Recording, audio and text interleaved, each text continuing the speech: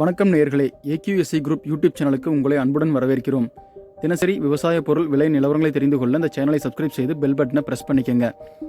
இன்றைய ஏலக்காய் ஏல விலை நிலவரங்களை பற்றி இப்போது பார்க்கலாம். நறுமணப் பொருள் வாரியம் சார்பில் இன்று 23/9/2020 நடந்த ஏலக்காய் ஏலத்தில் 36,079 கிலோ ஏலக்காய் விற்பனையானது.